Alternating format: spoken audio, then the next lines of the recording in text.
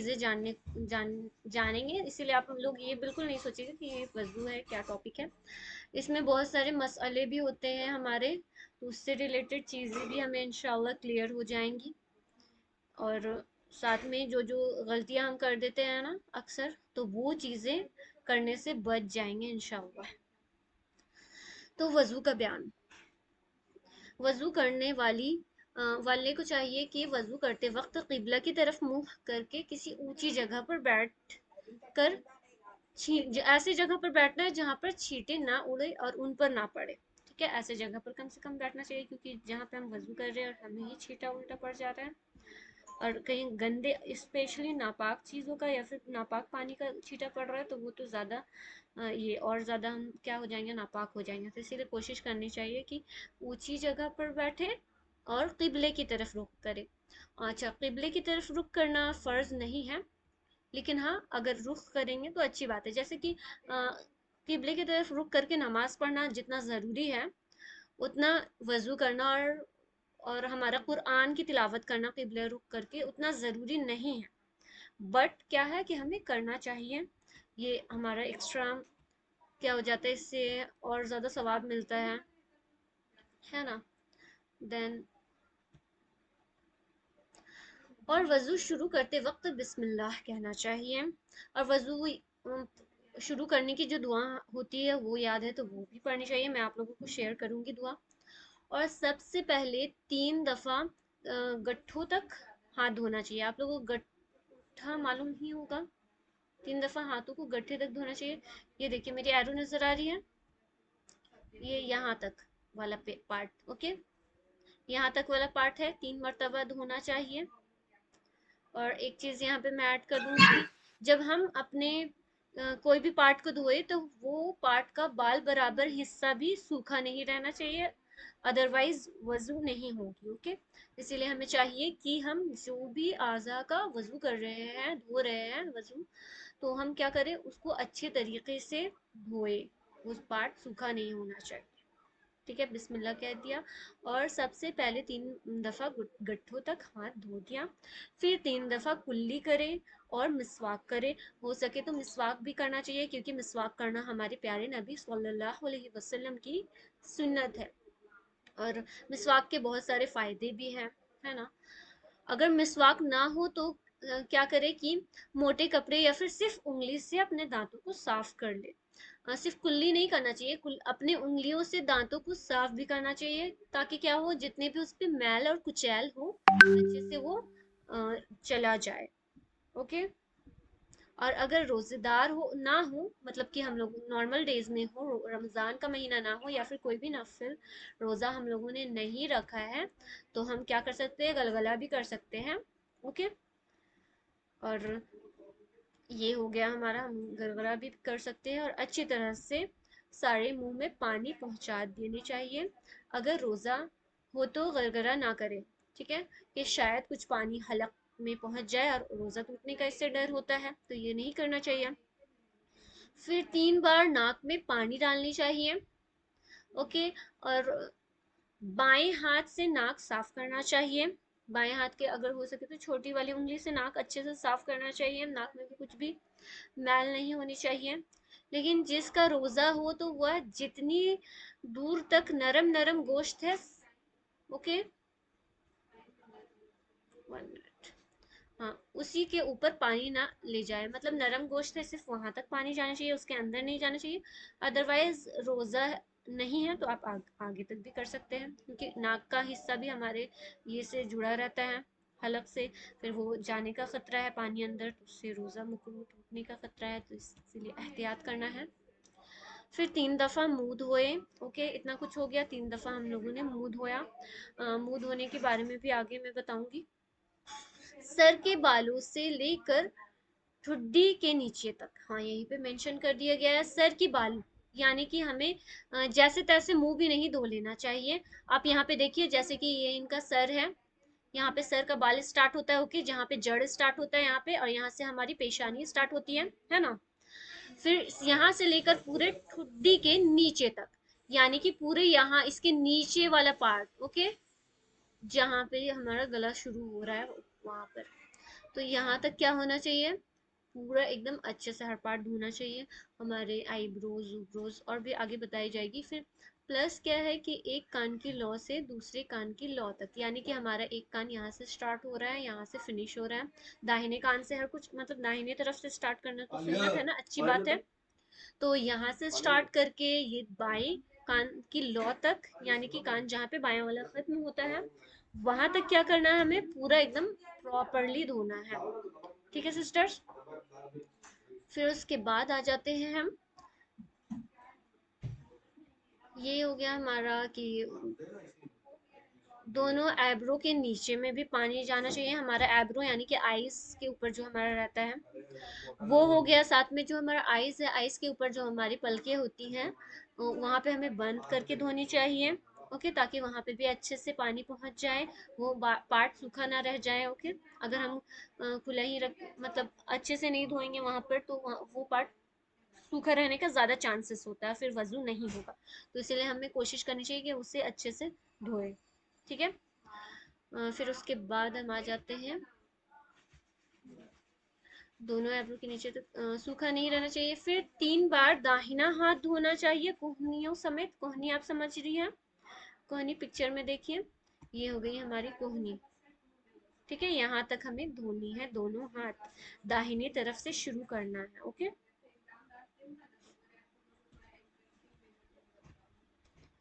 फिर उसके बाद और एक हाथ की उंगलियों को दूसरे हाथ की उंगलियों में डालकर खिलाला करना चाहिए, मतलब कि आपस में दोनों को डालकर खिलाला करना चाहिए। ओके। फिर अंगूठी, छल्ला, चूड़ी, जो कुछ भी हाथ में पहने हो, हिलाकर अच्छे से कर लेना चाहिए, क्योंकि हम लेडीज है, मतलब हम गर्ल्स है, तो हम कुछ ना कुछ अंगूठी, जैसे कि अंगूठी हो या फिर चूड़ी हो, नाक का नथिया हो, जिनकी शादी होगी नाक का नथिया पहनती है ऑफ कोर्स, और फिर चूड़ियां तो पहनती ही हैं। अंगूठी तो और टाइट होती है, चूड़ियां तो चलिए ढीला ढाला होती है, तो उसमें कम चांसेस है कि पानी ना पहुंचे, लेकिन अंगूठी पूरी टाइट होती है, तो अंगूठी को जरूर हटा के हमें वजू करनी चाहिए, उसको हिला लेना चाहिए, ताकि वो पार्ट अगर सूखा रह गया तो फिर रिमेन हमारा वजू नहीं होगा। ओके, तो ये हमें देखना चाहिए, और खिलाला करना चाहिए, मतलब कि हमारी जो दोनों हाथों की उंगलियां हैं ना, उसको एक दूसरे में डालकर ऐसे ऐसे करना चाहिए। आप लोग समझ रही है ना। फिर उसके बाद कोहनियों समेत हम लोगों ने, आप लोगों ने हाथ धो लिया। ठीक है, खिलाला भी हो गया। फिर चूड़ी वगैरह ये सब हटाकर अच्छे से हिलाकर देख लेना है, कोई भी पार्ट सूखा ना रह जाए। फिर एक मर्तबा सारी सर का मसाह करना है, सारे सर का मसाह करना है, 1/4 पार्ट का मसाह करना है, मतलब पानी हमारे सर के बालों के अंदर तक पहुंचना चाहिए। ठीक है, ऐसा नहीं कि बस अंदर का बाल सूखा है, अंदर का पार्ट सूखा है, अंदर के पार्ट का थोड़ा से हिस्सों में पानी पहुंचना चाहिए। ओके, बाकी अदरवाइज सर का मसाह कर लिया हम लोगों ने। फिर कान का मसाह करना है, और अंदर की तरफ का कलमा, कलमा की उंगली यानी कि शहादत जो उंगली होती है, उससे अच्छे से साफ करना है। जैसे कि हमारी कान घुमावदार होती है ना, तो उसी तरीके से घुमा कर साफ करना है। ओके, क्योंकि कोई वहां पे अगर हम घुमाएंगे नहीं तो कोई पार्ट थोड़ा अंदर घुसा हुआ होता है ना, फिर वहां पे पानी नहीं जा पाएगा। ठीक है, तो ये हो गया कि हमें अच्छे से वो कलमा वाली उंगलियों से घुमाकर उंगली को कान के ऊपर से और अंगूठे से मसाह करना चाहिए। ठीक है, ये हो गया। निहापी, जी, निहापी ये वाला पार्ट रिपीट कीजिए तो प्लीज। कौन वाला पार्ट? यही कान वाला उंगली को घुमाकर करना चाहिए जो आपने बताया। जी, इसमें यही कहा जा रहा है कि आपकी जो कलमा वाली उंगली है ना, उससे आप अपने दोनों कान का मसाह कीजिए बस। फिर उंगलियों की पुश्त की तरफ से गर्दन का मसाह करना चाहिए। फिर अब हम लोग गर्दन का मसाह करेंगे। ठीक है, गर्दन आप लोग समझती है ना, गर्दन किसको कहा जाता है?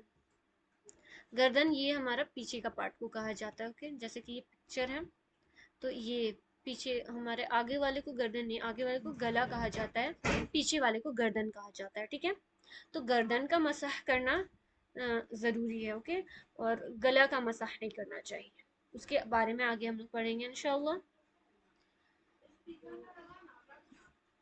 लेकिन गले का मसाह ना करना चाहिए, नहीं करे क्या यह मकरू है, बुरा और मना है। ओके, ऐसा करना मना है। ये मना वाली बात को ध्यान से देखिएगा, क्योंकि मुझे जब ये बात नहीं मालूम थी, अल्हम्दुलिल्लाह 1 ईयर पहले मुझे ये बात मालूम चली है, मैं अपने गले का भी मसाह कर लिया करती थी, जो कि मना किया गया। ओके, ये नहीं करना चाहिए। इसका रेफरेंस भी नीचे दिया हुआ, लेकिन हम उतने डीप में नहीं जाएंगे, अस्सलाम बस अस्सलाम इसको वालेकुम समझ नेहा लेते आपी। हैं। वालेकुम अस्सलाम। जी, मैं पूछ रही थी ना कि वो जो आप बोल रहे थे कि बालों के अंदर तक भीगना चाहिए, वो वाला मुझे समझ नहीं आया। जैसे कि आपके पूरा बाल नहीं भीगना चाहिए, जैसे हम नहा लेते हैं वैसा नहीं, कुछ हिस्सा बालों के मतलब कि बालों के जड़ों में जाना चाहिए पानी का, कुछ सर का आपके हिस्से में, पूरा नहीं धोना है। मतलब हम पूरा मसा तो करेंगे, देखिए पूरे मसा आप करिएगा बालों का। हम रुकिए, पिक्चर में आप लोगों को समझा देते हैं। जैसे कि ये पिक्चर देखिए, मेरी ये एरो नजर आ रही है ना, ये हमारा पूरा सर है। अब हम हिजाब लगा के तो नहीं करेंगे वजू, हिजाब खोल कर करेंगे। तो ये हम लोगों ने हिजाब खोला हुआ है, हमारा बाल है, तो बाल का जो जड़ होता है ना, उसके कुछ हिस्सों में पानी जाना चाहिए। 1/4, यानी कि सर को अगर हम 4 हिस्सों में बांटे ना, 4 हिस्सों में टुकड़े कर लीजिए आप किसी भी चीज का। जैसे ये पूरा इमेज को 4 हिस्से में बांटे हुए हैं ये इमेज, तो ये इमेज का इतना हिस्सा में पानी होना जरूरी है। अब बाकी 3 हिस्से में नहीं गया पानी तो चलेगा, लेकिन एक हिस्सा आपका भीगना जरूरी है। ओके, समझ आई बात? थोड़ा हिस्सा जी। भीगना जरूरी है। ठीक है, अल्हम्दुलिल्लाह। तो नेक्स्ट है कि हम, हाँ, गले का मसाह करने से मना किया गया है, ये बुरा है। और कान के मसाह के लिए नया पानी लेने की ज़रूरत नहीं है। क्या होगा, हम किससे मसाह कर सकते हैं? सर्फ से ही जो मसा करा हुआ पानी बच जाता है हमारे हाथों में, गीलापन रह जाता है, तो उसी से काफ़ी है वो। ओके। और 3 बार दाहिना पाँव टखने समेत धोना चाहिए। टखना आप लोग समझ रही हैं, ये हमारा, देखिए ये है टखना, ये देखिए यहाँ पे पैर शो किया गया है इतने दूर तक, जहाँ पे हमारा गोल गोल रहता है ना, यहाँ पे पैर पैर में, वहां तक पूरा एकदम अच्छे से होना चाहिए। ठीक है, टखनों समेत धोए। फिर बायां पाँव टखनों समेत धोए। पहले दाहिने से स्टार्ट करना, फिर बायां यूज करना। ओके, 3 दफा धोए और बाएं हाथ से क्या करें, बाएं हाथ की हमारी जो उंगलियां होती है, दाहिने हाथ का यूज नहीं करिएगा। ओके, पैर के लिए हमेशा बाएं हाथ का यूज करना चाहिए। तो हमारी जो बाएं हाथ की उंगलियां हैं, उससे हमें पैर का खिलाला करना चाहिए। और पैर का खिलाला करना हमें कहाँ से शुरू करना चाहिए?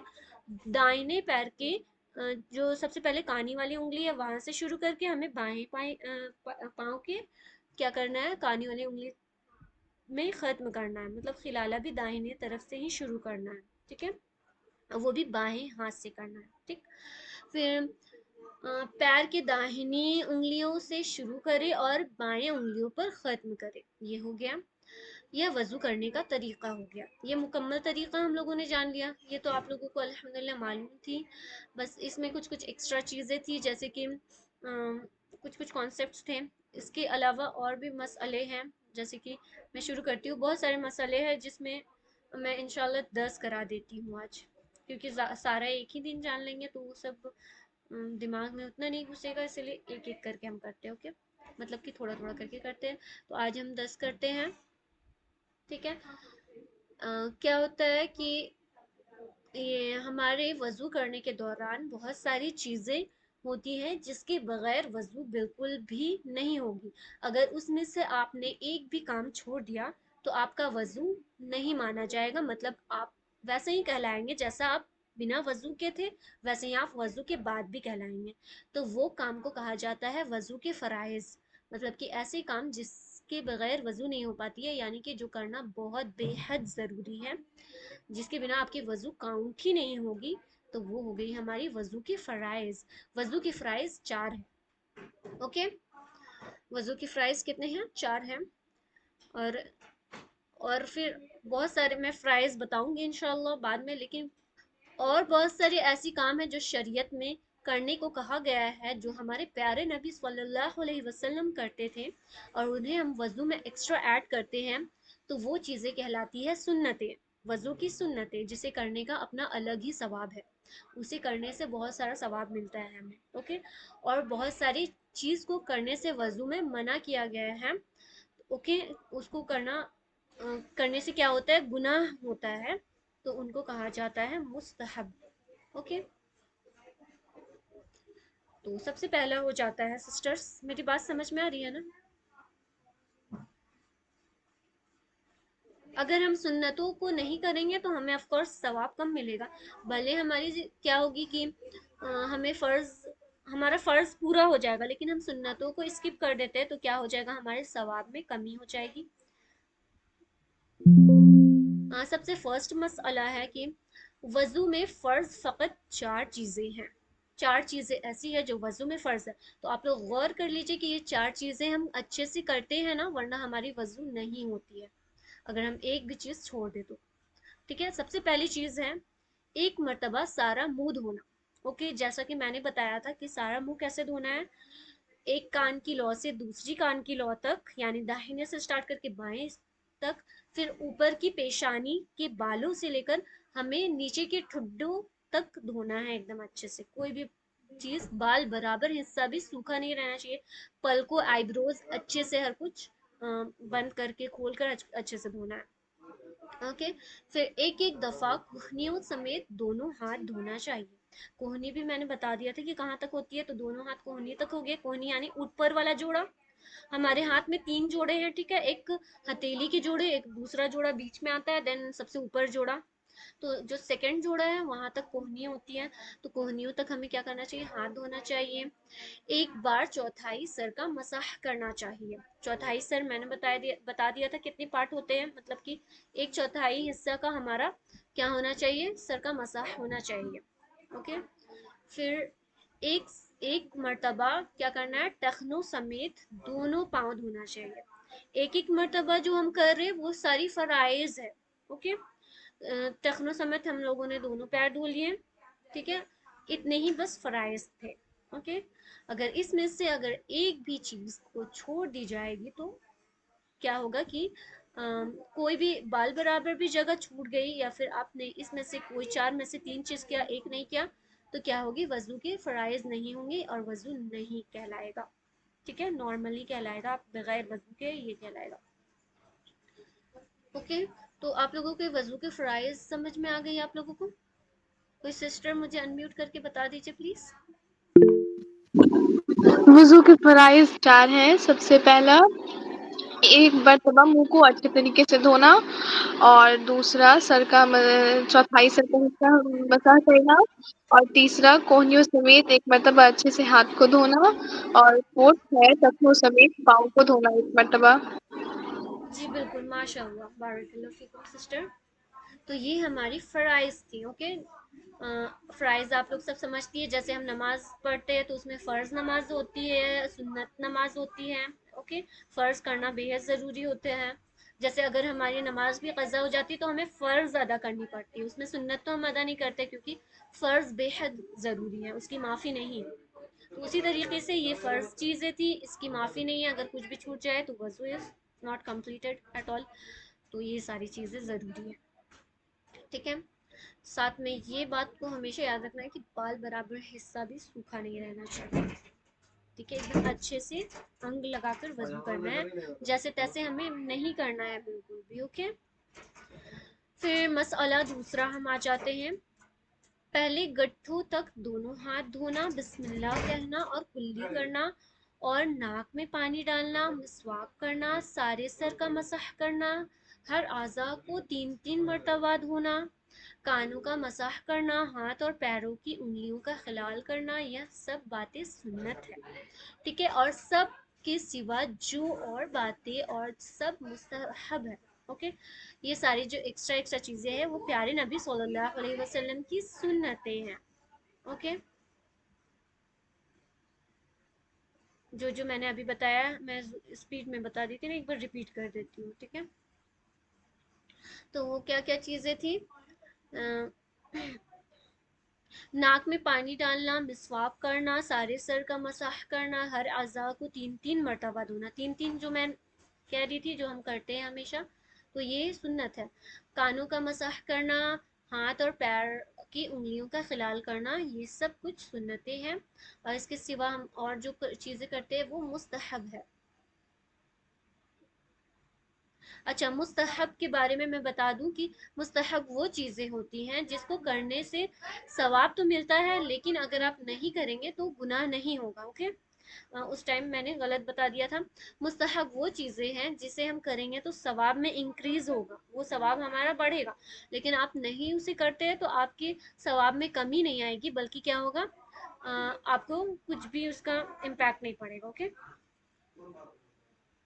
ये चीज़ें मुस्तहब होती हैं। ठीक है, जैसे कि किबला की तरफ रुख करना क्या हो जाएगा, वो चीज़ें मुस्तहब हो जाएगी ना। ये सब ऊंची जगह पर बैठना, अब ज़रूरी नहीं हमें हर जगह ऊंची जगह मिले, तो ये चीज़ें करनी चाहिए, लेकिन मुस्तहब हो जाएगी, एक्स्ट्रा सवाब के लिए हम कर सकते हैं। और भी चीज़ें हम मैं बताऊंगी मुस्तहब क्या क्या है। ओके, फिर जब यह चार आज़ा जिनका धोना फर्ज है धुल जाएगी तो वजू हो जाएगा, चाहे वजू का कसद हो। एक मिनट, मैं पेज टर्न कर रही हूँ।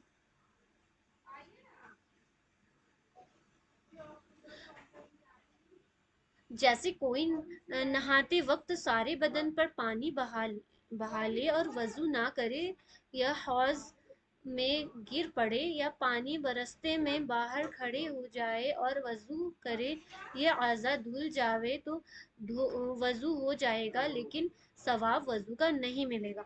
इसके अलावा जैसे हम बदन नहाते हैं तो भी हमारा वजू हो जाता है, हम बाहर बारिश में भीगते हैं तो भी वजू हो जाता है, हम कह सकते हैं वजू हो गया है, लेकिन ये सब चीज़ों को करने में हमें वजू का सवाब नहीं मिलता है। ओके, फिर मसला 4 है कि सुन्नत यही है कि इसी तरह से वजू करे जिस तरह से हमने ऊपर बयान किया था, जिस तरीके से हम लोगों ने सबसे पहले पढ़ा था ना कि वजू में यही करना चाहिए, वो सब चीज़ें करना सुन्नत है। अगर कोई उल्टा वजू करेगा, मान के चलिए कि सबसे पहले आपको हाथ गड्ढों तक धोना था, लेकिन आप क्या कर रहे हैं, पहले मुंह धो रहे हैं, पहले मसा कर रहे हैं, या फिर सीक्वेंस से नहीं कर रहे कुछ, तो इसकी वजह से क्या होगा कि आपका वजू नहीं वो कहलाएगा, मतलब कि आपने एक सीक्वेंस से नहीं किया जैसा सुन्नत में दिया हुआ है, सुन्नत में बताया गया है, आपने वैसा नहीं किया है, तो क्या होगा कि आपका वजू नहीं होगा। मतलब वजू की सुन्नतों का जो सवाब होता है वो आपको नहीं मिलेगा। ठीक है, उलट पलट करके आप लोगों ने मतलब हम लोगों ने वजू किया तो वैसे करने से वजू नहीं होगा। ठीक है, हाँ, लेकिन इससे क्या होता है, गुनाह का खौफ जरूर होता है। ओके, इसी तरह अगर बायां हाथ, और एक चीज जान लीजिए कि अगर हम लोगों ने बायां हाथ धो दिया पहले फिर दाहिना धोया, या फिर बायां पाँव पहले धो दिया फिर ये दाहिना धोया, तो इस तरीके से करने से भी ये भी क्या है, मुस्तहब के खिलाफ है, प्लस वजू तो हो गया आपको, लेकिन सवाब पूरा पूरा नहीं मिलेगा। ठीक है, एक अजू को धोकर दूसरे अजू को धोने में इतनी देर लगा देना कि आपका एक अज़ा क्या हो जाए, सूख जाए। अब हम क्या कर रहे हैं कि एक अज़ा को धोए, फिर 5 मिनट रुक गए, फिर दूसरे अज़ा को धोए, तो उसकी वजह से क्या होगा, एक अज़ा हमारा सूख जाएगा, तो हमारा क्या होगा, सूखने के बाद हमने दूसरा अज़ा धोया, तो उसकी वजह से क्या होगा, हमारा वजू भी नहीं होगा, तो इसीलिए हमें वजू फौरन करना चाहिए। ओके, नेहा, मैं पूछ रही थी ना कि जैसे जब पैर जब धोएंगे बाएं हाथ से, तो छोटी वाली उंगली से स्टार्ट करके लास्ट वाले तक जाएंगे, तो फिर जब हम बाएं पैर पे जाएंगे तो क्या छोटी वाली उंगली से स्टार्ट करेंगे या फिर ये फर्स्ट वाली उंगली से स्टार्ट करेंगे? जब हम फिर से एक बार रिपीट करेंगे प्लीज। मैं बोल रहे हैं सबसे पहले बाएं दाहिने पैर से स्टार्ट करेंगे, छोटी वाली उंगली से पैर का मसला।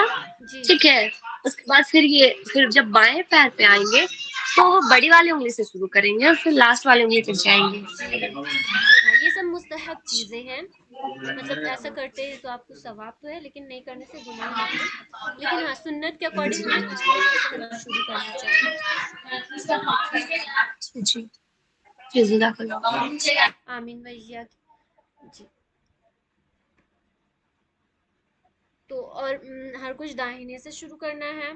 ठीक है, लेकिन यह बात सुन्नत के खिलाफ है। अगर हम बाएं से करते हैं तो ये चीजें क्या हो जाएंगी, सुन्नत के खिलाफ हो जाएंगी। एक अज़ा को धो लिया, दूसरे अज़ा के रुकने के लिए बहुत ज़्यादा वक्त लगा दिया, फिर दूसरे अज़ा धोया, तो ये भी तरीका गलत है। ओके, अगर हमें किसी वजह से हमने आधा वजू किया, हमें किसी वजह से कुछ इमरजेंसी की वजह से रुकना पड़ा, तो हमें क्या करना पड़ेगा, दोबारा से शुरू से वजू करना पड़ेगा। ओके, वो वजू फिर काउंट नहीं होगा। फिर नेक्स्ट मसला है कि हर अज़ा को धोते वक्त यह भी सुन्नत है कि उस पर हाथ भी फेर लीजिए, ताकि हाथ फेरने से क्या होगा कि आपका कोई भी पार्ट सूखा नहीं रहेगा। ओके, सब जगह पानी पहुंच जाएगा। फिर मसला 8, वक्त आने से पहले ही वजू नमाज का सामान तैयार करना बेहतर है और मुस्तहब है। मतलब कि नमाज का वक्त हुआ उससे पहले ही अगर हम वजू की तैयारी कर लेंगे और हर कुछ फौरन रेडी रखेंगे, खुद से रेडी करेंगे, तो ये सारी चीज़ें क्या हो जाएगी, ये सारी चीज़ें हो जाएगी, आप लोगों को मुस्तहब का सवाब मिल जाएगा इसमें। ओके, अल्हम्दुलिल्लाह। देन दो और बचती हैं। सॉरी फॉर बैकग्राउंड वॉइस, ज़्यादा आ रही है क्या बैकग्राउंड वॉइस सिस्टर्स? सिस्टर ठीक है, कोई नहीं नहीं, अल्हम्दुलिल्लाह सही। ओके, जब तक कोई मजबूरी ना हो तो खुद अपने हाथ से वजू करें। मतलब कि वही मैं जो बता रही थी, अपने पानी, अपना वजू का सामान खुद हमें रेडी रखना चाहिए, किसी और का सहारा नहीं लेना चाहिए, इसमें भी अपना ही सवाब है। और जब बहुत ज़्यादा कोई तकलीफ़ में है तब हम क्या कर सकते हैं, दूसरों से ले सकते हैं। और दुनिया की कोई बातचीत नहीं करनी चाहिए हमें वज़ू करते वक्त। इसका ख़ास ध्यान रखना चाहिए कि हम वज़ू कर रहे हैं और अगर चुगलियाँ कर रहे हैं या फिर कुछ किसी से बात करते करते वज़ू कर रहे हैं, दुनियावी फ़िक्र कर रहे हैं, तो उसमें क्या होता है, हमारी वज़ू, हमें हमारी इबादत में कम ध्यान है और दुनिया में ज़्यादा ध्यान, ये हो जाएगा। फिर इसकी जगह हमें क्या करना चाहिए, हमें दरूद पढ़ना चाहिए, बिस्मिल्लाह कहना चाहिए, या कलमा पढ़ लेना चाहिए, या फिर अल्लाह ताला की ज़िक्र अस्कार कर लेने चाहिए वज़ू करने के दौरान, दरूद पढ़ लेना चाहिए, ये सब चीज़ें। और पानी कितना ही फिरागत का क्यों ना हो, मतलब कि आपके पास पूरा दरिया ही क्यों ना पड़ा हो, आपके पास हर कुछ है, पानी की हर सारी फैसिलिटीज़ है, लेकिन भी पानी ज़रूरत से ज़्यादा वेस्ट नहीं करना चाहिए, ओके, ज़्यादा खर्च नहीं करना चाहिए। वेस्ट करना, कुछ भी चीज़ को ज़रूरत से ज़्यादा करना, वो इस्लाम में सख्त मना किया गया है। ओके, हर कुछ को हिसाब हिसाब हमें देना है, हिसाब किताब से हर कुछ करना चाहिए।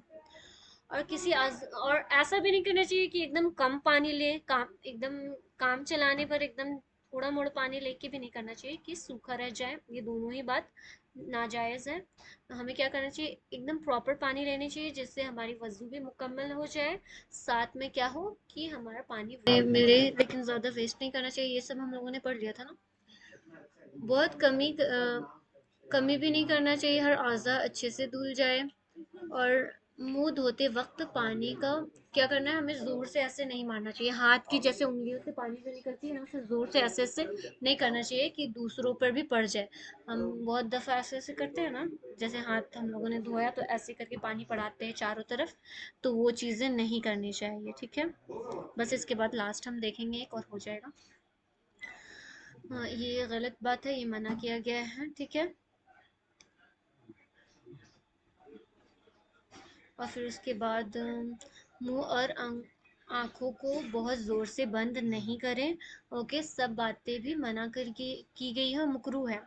अगर आँख को हम ज़ोर से बंद करके वज़ू करेंगे तो क्या होगा, पलक अगर हम खोलेंगे तो उसके कुछ कुछ हिस्से में ऐसा हो सकता है कि वो सूखा रह जाए, या आँख के क्या होता है, आँख जैसे बंद है तो उसके नीचे में पानी ना जाए, या फिर कुछ भी रीज़न हो सकता है, तो इसको बहुत ज़ोर से बंद करना आँखों को मना किया गया है। ओके,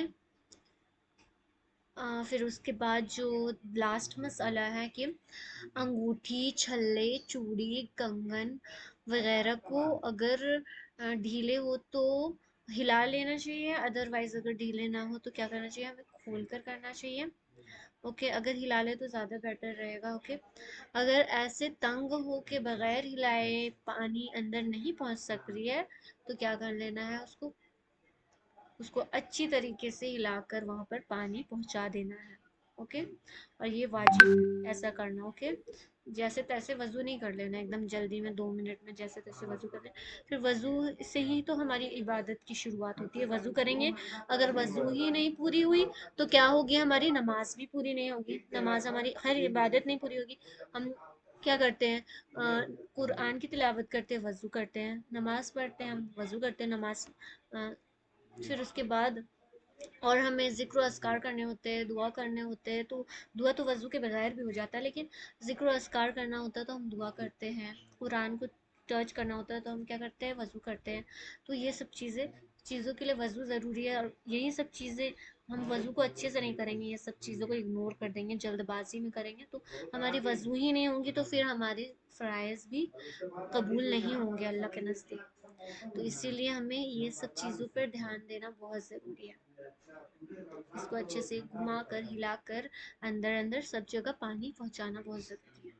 ठीक है। तो ये हमारी चीज़ें थी जिसमें हम लोगों ने कुछ सुन्नतें फ़राइज़ जाने, वज़ू में की जाने वाली गलतियों को जाना, और इंशाअल्लाह अल्लाह ताला हमें उन चीज़ों से बचाए। ओके। हाँ, ठीक है सिस्टर, हो गई। मैं आप लोगों से दुआ शेयर करना चाह रही थी, लेकिन वक्त भी ज़्यादा हो गया, प्लस बैकग्राउंड वॉइस भी ज़्यादा आ रही है। तो इंशाल्लाह मैं नेक्स्ट संडे को शेयर कर दूँगी, या फिर किसी क्लास में हमें टाइम मिलता है तो मैं शेयर कर दूँगी इंशाल्लाह।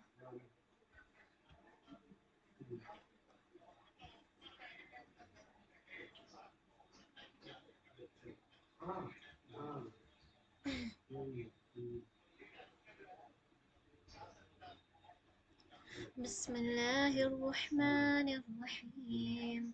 सुब्हानक अल्लाहुम्मा व बिहम्दिका अशहदु अन ला इलाहा इल्ला अंता अस्तगफिरुका व अतूबु इलैक। सुब्हान ज़िल मुल्क सुब्हान ज़िल मुल्कि वल मलकूत। सुब्हान ज़िल इज़्ज़ति वल अज़मति वल हैबति वल कुदरति वल किब्रियाइ वल जबरूत। सुब्हानल मलिकिल हय्यिल लज़ी ला यनामु वला यमूत। सुब्बुहुन कुद्दूसुर रब्बुना व रब्बुल मलाइकति